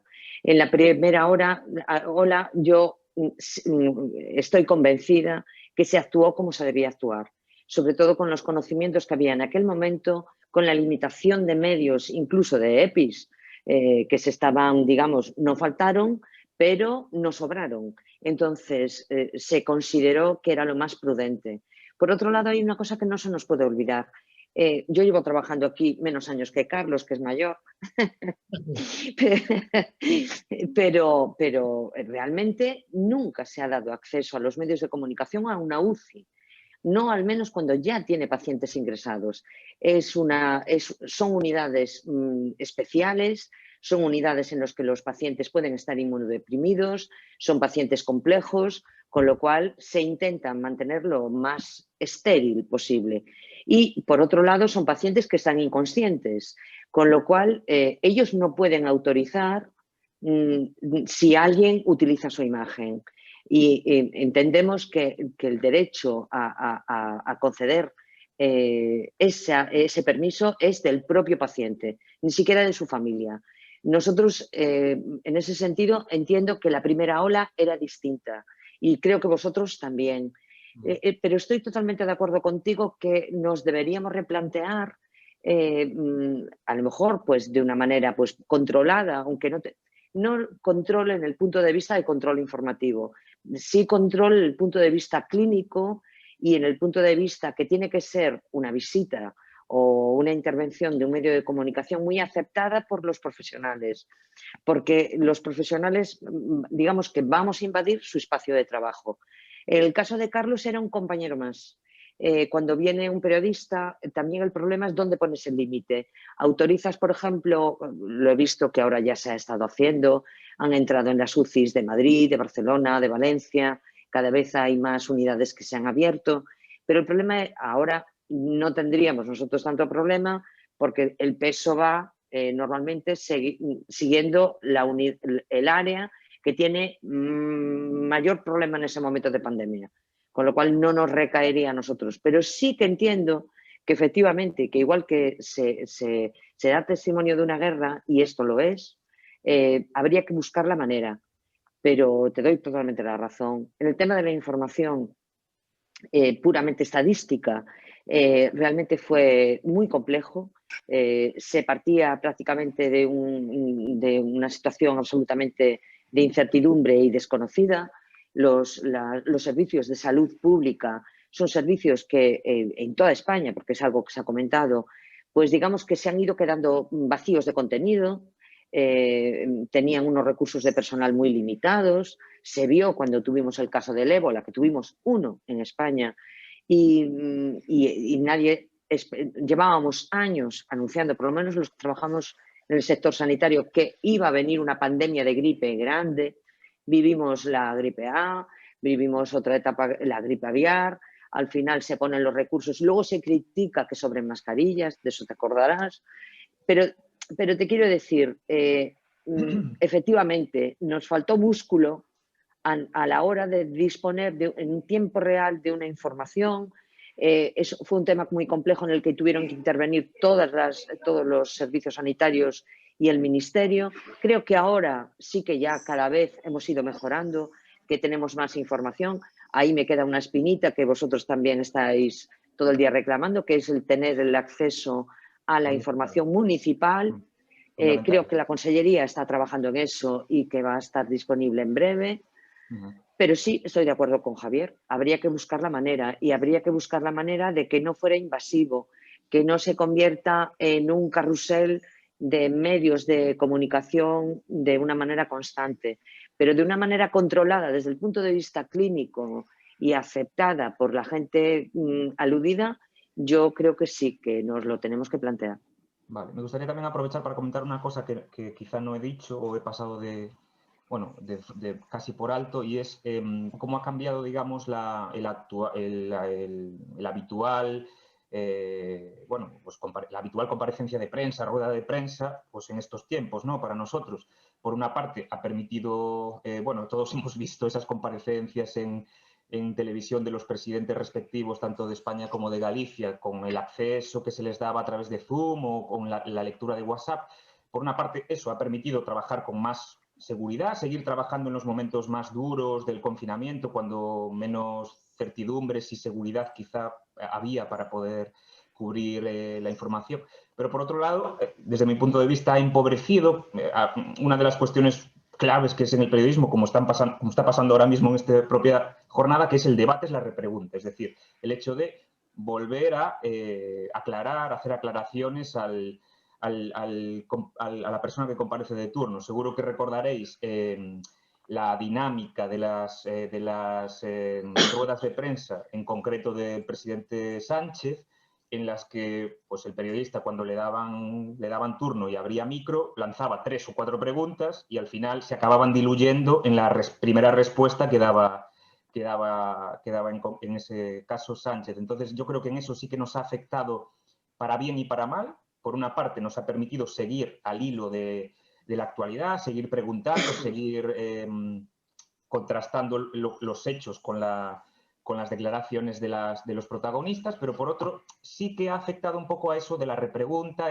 y a poder pillar en algún renuncio a los comparecientes, que también pues, es un poco el sentido de nuestra profesión. Yo no sé, por ejemplo, Fernando, que si lo digo como compañero de este lado, si opina de esa manera también o... Sí, opino que efectivamente a mí lo que me preocupa no es tanto lo que haya pasado efectivamente durante la primera ola, que aquello fue un tsunami, claro, en la que nadie estábamos preparados, ni en este caso las administraciones, las autoridades sanitarias, la gente que desde esas autoridades sanitarias, esas instituciones, pues se ocupa de la comunicación, nadie estaba preparado para esto. A mí lo que me preocupa es que pasado el tiempo de esta segunda ola, en la tercera, en la cuarta, vete tú a saber, pues claro, se normalice lo que desde mi punto de vista es anormal. Yo que lo que no es normal es efectivamente lo que dice Javier.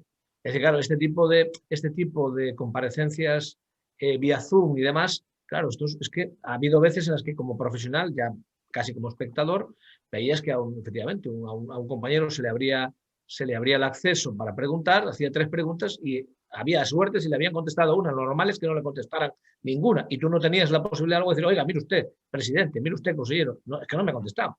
Cosa a la que no estamos muy habituados, pero que en otros países, que yo no diré que vayan por delante, es muy habitual decir, no, presidente, usted no me ha contestado. Claro, y tiene usted que contestarme, es mi derecho. Porque claro, el derecho del periodista es preguntar, pero no por mí, no es mi derecho, es el derecho de la gente a la que yo informo. Claro, totalmente.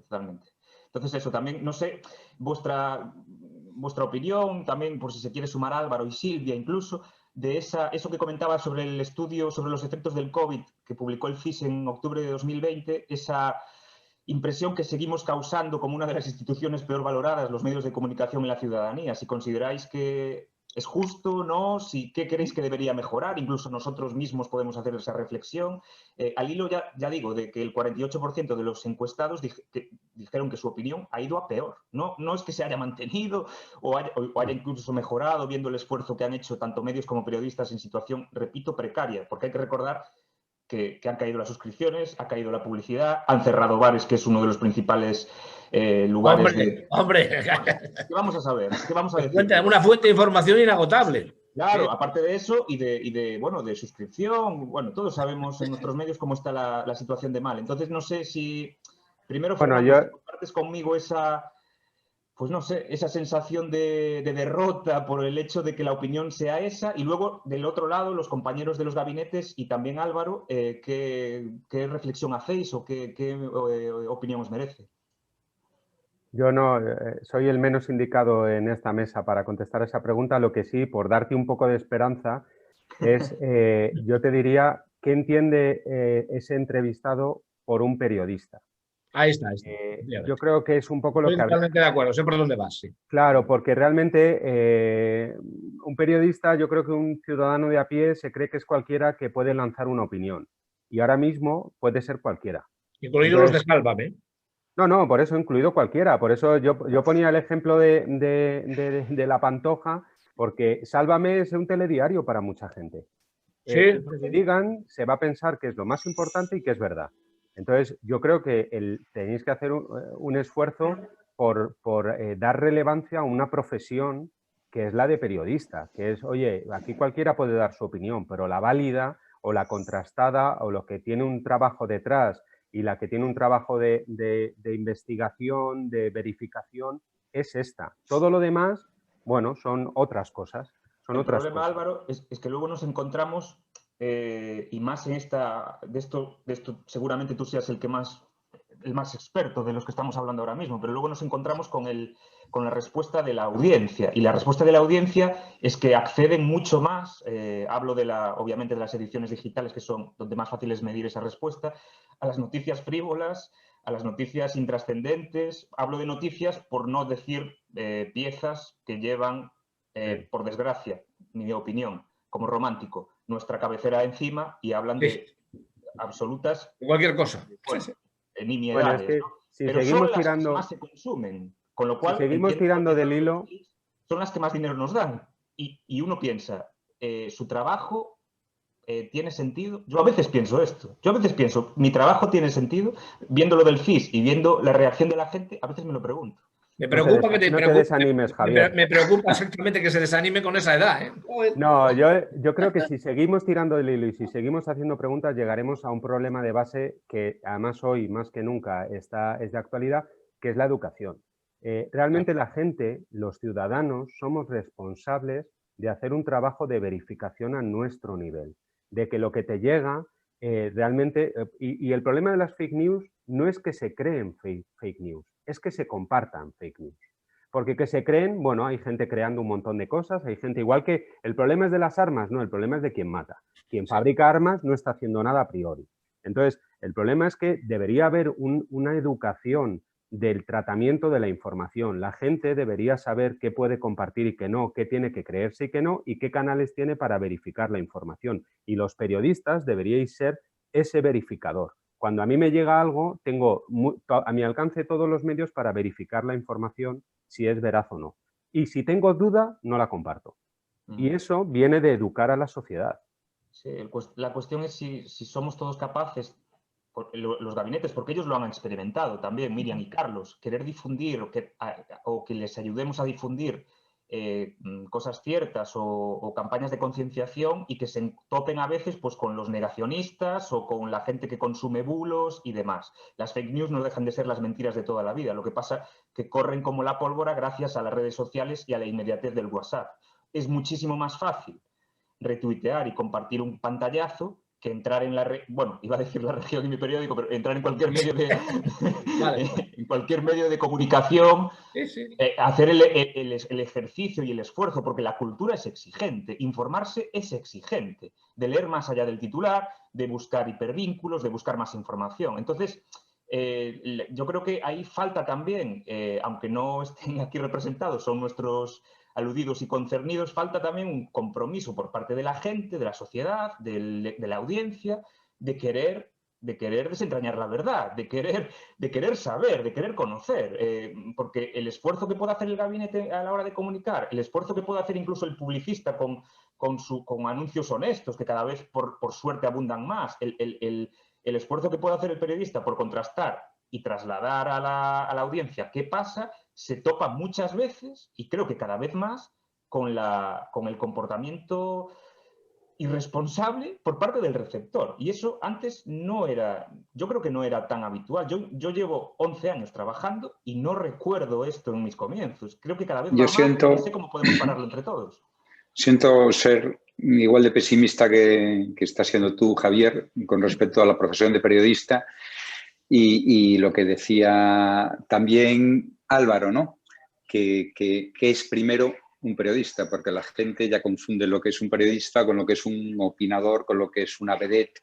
Entonces, yo creo que ahora con la cantidad de contenidos multimedia, con la cantidad de contenidos multimedia que se consumen y sobre todo la juventud, que la juventud es tecnológica hasta decir basta, y hay que reconocer que son los que más consumos multimedia realizan y más retuitean y más comparten, ¿no? Hemos visto cómo el portavoz del Centro de Coordinación de Alertas y Emergencias Sanitarias pidió en su momento la colaboración de los influencers para poder trasladar Por eso te digo, en contra de los bulos. Yo creo que está siendo una guerra perdida claro. Y que estamos desprestigiando vuestra labor, es decir, la labor nuestra de contrastar las noticias, de masticarlas, de ejercer la responsabilidad que tenemos de no alimentar bulos, de contrastar informaciones, pero que se desmontan con solo un clic, con tal de que alguien lo comparta, y lo que dices tú, hasta un influencer tiene más peso que el peso que podamos tener los periodistas y vosotros con vuestra credibilidad y trabajo. Entonces, siento ser muy pesimista, pero es que avanzamos hacia eso. Y ahí está el gran peligro que yo veo. Yo creo que, bueno, Pues vosotros recordaréis, Miriam y Carlos. Yo discrepo, ¿eh? Deja que Luego la te lo gente... explico. No, pero Miriam, creo que en esto vas a coincidir. Vosotros recordaréis cómo, no recuerdo, no puedo concretar exactamente el mes en el que fue, pero cómo circulaban determinados audios del ámbito urensano, hablando de contagios en tal sitio, de que habían medio detenido a un infectado en la calle. ¿Os acordáis? Y vosotros hicisteis la pedagogía, por favor, desmentid. Nosotros lo hicimos, pero ese daño es una necesidad de llamar la atención. Muchas veces la gente que actúa de esta manera es por conseguir clics, por conseguir me gusta en su Facebook, por sentirse un centro de atención. Entonces, ahí es difícil. Nos toca pues, hacer educación, que en este caso es educación para la salud, porque efectivamente hay mucha gente que tiene trastornos y es verdad. Y ese es uno. Pero yo quería hacer aquí de abogada del diablo, porque hablamos de Sálvame. Y mira que te lo está diciendo una persona que lleva 20 y tantos años en comunicación institucional, que se supone que es lo más encorsetado y más serio. Yo creo que no podemos confundir el entretenimiento, ¿vale? Aunque en ese entretenimiento participen periodistas que tengan la titulación o que sean comunicadores, con periodistas de información de actualidad. Yo creo que todo tiene que tener cabida, sobre todo si todo se hace desde el respeto y contrastar, porque efectivamente hemos visto que en esta crisis programas como Sálvame, que son de entretenimiento, pues invitaban a un médico y hablaban de coronavirus y tenían unas audiencias tremendas, pero yo en alguna ocasión que lo vi, yo lo veo de vez en cuando salgo del hospital, porque últimamente Carlos y yo vivimos aquí, pero efectivamente puede ser interesante, porque esa audiencia no se va a conectar a ver la clave, pero sí va a ver Sálvame. Y si en ese formato, pues de cualquier magazine, digo ese, pero cualquier otro, le trasladan una información que pueda estar contrastada y útil, pues puede ser bueno. Y entonces yo lo que quería preguntarte, Javier, es a ti que te gusta mucho la historia subconsciente y las pequeñas historias, durante la crisis más grave que hubo económica en los años 20, ¿te das cuenta de qué cine se consumía masivamente? Cuando la gente se rompió la bolsa en Estados Unidos y rompieron las aceras la gente que se tiraba desde los rascacielos y masas empobrecidas circulaban buscando trabajo, la máquina de cine americana, lo que más funcionaba en las salas eran lo que le llamaban películas de teléfono blanco. En aquel momento nadie tenía teléfono en su casa, aquellas batas vaporosas, aquellos áticos de Manhattan. La gente necesitaba ver eso, porque miseria ya la tenían en su casa. Yo creo que en este momento lo que la gente necesita también desconectar. La gente necesita olvidarse de esto terrible que está pasando. Y entonces, efectivamente, nosotros, Carlos y yo, desde nuestro corsé de servicio de comunicación institucional, decidimos que teníamos que romper unas cuantas ballenas porque entendíamos que era necesario. Y yo creo que los medios de comunicación informativos puros tienen que buscar ese equilibrio entre la información y el entretenimiento, o vale, lo terroríficas que son las UCIs, pero darle también a la gente noticias de esperanza, que yo creo que se está haciendo. Sí, yo creo que efectivamente ese equilibrio es el que hay que buscar siempre. Luego, lo que dices de Sálvame y otros programas magazine, bueno, yo creo que el formato Sálvame no se puede comparar casi con nada. Nada, es un circo de 7 Que bien funciona. Claro, y pero funciona, es fundamental, ya que lo que dices es irrefutable y llegan a una audiencia que no puede llegar casi ningún programa de la televisión ni ningún medio de comunicación en España. Es fundamental esa voluntad y esa vocación por parte de los editores y de los directores de contenidos de intentar trasladar por lo menos cuestiones informativas contrastables. Yo creo recordar, corregirme si me equivoco, que fue en ese programa en el que Pedro Sánchez hace unos meses antes de la pandemia entró por teléfono, ¿no? A trasladar, no recuerdo... Bueno, pues me parece una estrategia del gabinete de turno del secretario de Estado de Comunicación acertadísima, porque llegas a muchísima gente. Muy discutida. ¿Verdad? Lo que tiene que haber es también por parte de los programadores, del editor, del editor o el director de turno, pues la intención, y bueno, voy a ser claro, de llamar antes a Juan Gestal que llamar a Miguel Bosé, ¿no? Entonces, esa tiene que ser un poco la línea que hay que adoptar, porque, claro, el poder informativo y de persuasión que tienen determinados espacios, si no va acompañado de cierta cordura y de ciertos criterios informativos y de interés general, pues pueden provocar estragos brutales. Brutales. Pueden, ya te digo, derrumbar en un segundo lo que tarda en construirse a nivel de informativo por pequeños medios de comunicación durante meses, ¿no? Entonces, bueno, yo es un poco esa dicotomía que siempre tenemos todos entre una cosa y la otra y que a veces resulta, pues eso, descorazonador, ver cómo determinadas cuestiones que efectivamente la gente necesita para yo el primero, para desinhibir, para olvidarnos un poco de esta situación tan terrible, ¿no? Pero yo creo que el medio haga el tipo de contenido que haga, siempre tiene que buscar, y más en esta situación, por responsabilidad, que aquel contenido informativo que se dé, aunque sea en tono de broma, aunque sea la resistencia de David Broncano, o aunque sea Malicia Noticias, o aunque sea pues la sección más desenfadada de La Región, o de La Voz de Galicia, o de Faro de Vigo. Pero tiene que haber ese afán de comunicar la verdad. Y ya está. Javier, tres comentarios. Uno, yo creo que lo que reflejan la encuesta del CIS y otras sobre la profesión tiene que ver sobre la manifiestamente mejorable consideración que tiene mucha gente de nuestra profesión, tiene que ver sobre todo con la lucha entre los grandes medios, los periódicos ideológicos, las radios ideológicas, las televisiones ideológicas, como le llaman algunos, y eso sí, efectivamente, eso a mucha gente le repatea. Dice, ¿cómo te vas a fiar de un individuo capaz de decir que está viendo una cosa negra y dice que es blanca? Y esto, o a un locutor, en fin, ya sabemos de lo que estamos hablando, ¿no? Segunda puntualización. Recuerdo hace muchísimos años, que es una de las ventajas de ir avanzando en la edad, que alguien tan sabio en estas cosas como era Ignacio Ramonet decía, oiga, es peligroso que vendan los televisores en las tiendas de electrodomésticos, cosa que te sorprendía, dice, tú no la van a llamar a vender, ¿no? Dice, pero es que lo venden solamente con un manual de instrucciones que dice cómo se enciende, se apaga y se cambia de canal. No enseñan a usar la televisión. Imagínate luego lo que vino después, ¿no? El ordenador, la tablet, todo eso. Deberían enseñar a utilizarlo. Es decir, a que la gente aprenda, y a lo mejor hay que hacerlo en donde hay que hacerlo, en las escuelas, en los colegios, en la educación, a enseñarle a la gente a usar los medios. Y luego, una última reflexión, que me parece también que es muy importante. Uno de los problemas que hemos tenido con la evolución de los medios de comunicación desde la galaxia Gutenberg hasta aquí, es que, por ejemplo, hay medios que la gente ya sabe que son...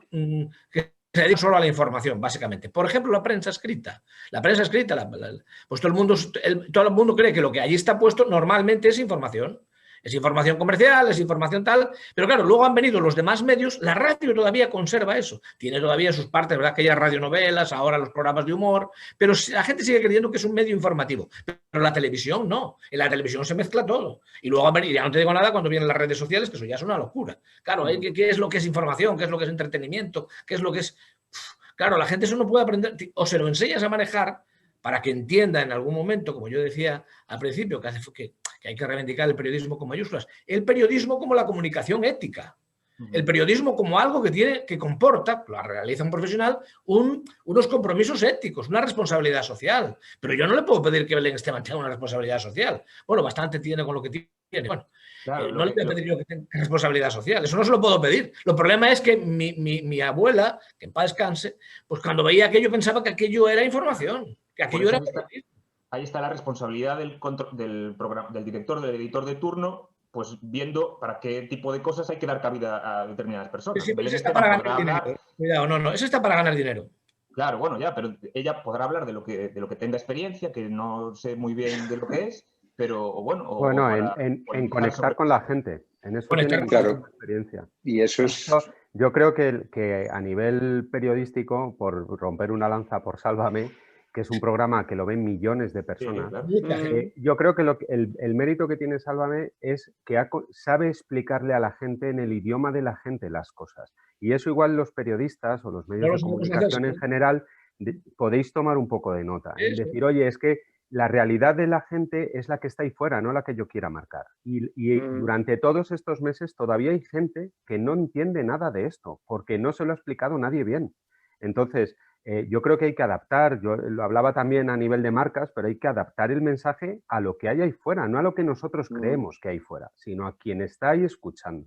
Entonces, yo creo que en ese sentido, los periodistas os podéis posicionar hablándole a la gente como la gente lo tiene que entender. Y a nivel educación, yo estoy esperando que en alguna de las reformas educativas, o podría haber sido en la que saliera ayer, incluyan una asignatura que se llame redes sociales.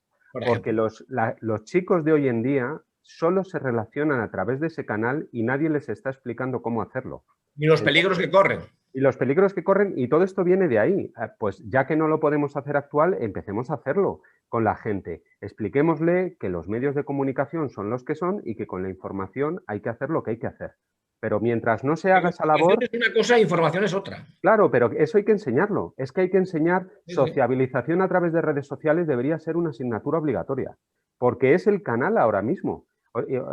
Más allá de lengua... Entonces, mientras eso no se haga, da igual los esfuerzos que hagamos a nivel en los profesionales de la comunicación. Sí, yo al hilo de eso que comentabas, y bueno, ya que estoy aquí un poco en representación del colegio, quería recordar que, bueno, mencionar más bien muy brevemente que el Colegio de Galicia, el Colegio Profesional de Xornalistas de Galicia, desde hace 4 o 5 años, varios años ya, con el apoyo de la Caixa, pues se está desarrollando unos talleres que se llaman Xornalismo na Escola, que es básicamente, que supone básicamente acudir a colegios e institutos de toda Galicia a explicarles a los chavales pues cómo se hace una noticia, cómo buscar la información contrastada, cómo procurar el conocimiento de las cosas en fuentes fiables. Entonces, bueno, creo que eso, que no debería depender de una entidad privada, sino más bien partir quizá del propio Estado, ¿no? Pues es fundamental. La educación que decía Fernando y lo que tú mismo acabas de comentar, yo creo que es clave para poder llegar a discernir en este mare magnum de información y ya que se utiliza el término de infodemia para este panel, pues para poder saber cómo guiarnos, porque al final es eso, ¿no? Que cada uno escoja los contenidos que le guste, los medios que le guste, aquellas cuestiones que más le satisfacen, pero siempre sabiendo a la hora de resolver un problema, que al final es eso, cuando uno busca información trata de resolver un problema, pues saber dónde hacerlo, cómo contrastarlo, más allá del sesgo ideológico que todos tenemos y de que cada uno opta por un lado o por otro, por un medio o por otro, pues por lo menos saber si me estás diciendo que me van a meter microchips, si alguien me dice que me van a meter microchips, que me van a controlar con la vacuna del COVID, si eso tiene algún tipo de base, si dónde puedo encontrar a un virólogo que me lo rebata, o no sé, por lo menos saber manejarme en una situación, en un mundo tan difícil como este y como el que viene por delante. Yo creo que eso es fundamental. Por eso nuestra entidad lo hace desde unos años, pero sería muy interesante que las administraciones públicas, cualquiera, desde el ámbito local al ámbito estatal, hiciesen un esfuerzo por inculcar los principios básicos del periodismo, que al final son uno de los principios básicos de la democracia. Eso es educación para la ciudadanía. Claro, totalmente, efectivamente. Pero ponle, si quieres, Fernando, como a algunos les chirriará el nombre, le pones otro nombre. Y ya está, no hay problema. Llámale X. Sí. Claro. Llámale X. Es educación general, claro, al final. Efectivamente. El respeto es no vertir opiniones. Ay, perdón, te interrumpí. Perdona, continúa, Javier, que creo que te interrumpí. Está Silvia como hablando, pero no te escuchamos. Yo al menos no. Yo tampoco. Tiene el micro cerrado, yo creo. Silvia. Lo tienes cerrado, Sí. Lo tienes cerrado, no. Ahí, ahora. No te oímos. No. Bueno, ¿qué pedimos algo para comer? No estaba mal, no estaba Bueno, mal. yo- ¿Me escucháis? ¿No me escucháis? Sí. Ahora sí. Ahora sí. Pues de eso hablaba yo, que es la hora de comer, que vamos a dejarlo aquí, está siendo un debate muy interesante, pero este paso se nos junta con el presencial que vamos a tener en febrero. Muchísimas gracias a todos por vuestra conversación. Esto es un tema que si vamos enredando podríamos estar hablando horas y días. Y vamos a hacerlo aquí. Deberíamos estar hablando. Gracias, Fernando, por tu moderación. Te has convertido en un ponente más y eso me gusta. Y ahora le doy paso a Emma González, que es la directora adjunta de Expourense, para darle un poco un cierre con un carácter más formal a este foro. Muchísimas gracias a todos por participar. Creo que ha sido un foro muy interesante para todos. Ha quedado grabado. La gente que quiera disponer de él, que se ponga en contacto conmigo, que vemos la forma de hacérselo llegar. Y nada, que solo que gracias. Y Fraiz, venga, vamos a intentar entre todos que seas más optimista. Pues yo simplemente agradecer la colaboración de todos los que habéis hecho posible que Expourense pueda seguir ofreciendo este foro en estas circunstancias adversas. La colaboración del clúster de la comunicación, de los ponentes de altísimo nivel y también pues, de estos profesionales que habéis tomado parte en esta mesa de debate. Yo le insistí a Silvia, le digo, no podemos hacer solo taller y taller, hay que incluir un debate en el programa. Ella después se encargó un poco de ir definiendo con vosotros y con los miembros del comité esos contenidos, pero tenía claro que no puede haber un foro de la comunicación y que sea pues, solamente unidireccional, ¿no? que tenía que comprender pues, un espacio en el que se reflexionase sobre el papel de los profesionales y de las personas que hacen posible que se pueda prestar un servicio a la sociedad como es el que tiene que hacer con rigurosidad un profesional del sector. Agradeceros infinitamente y decir que Expourense queda aquí para colaborar en todo lo que estiméis oportuno y que si el mes que viene queremos otro debate, organizamos otro debate, que será por sesiones de Zoom. No hay problema ninguno. Tenemos el Zoom pagado durante unos meses, o sea que no os preocupéis. Muchas gracias. Fin de semana a todos, gracias a la audiencia que nos ha seguido, todos esos profesionales y a los que han apoyado pues, esta actividad. Y bueno, Expourense sigue siendo la casa de todos, presencial o virtualmente, para lo que necesitéis. Un abrazo. Muchas gracias. Gracias.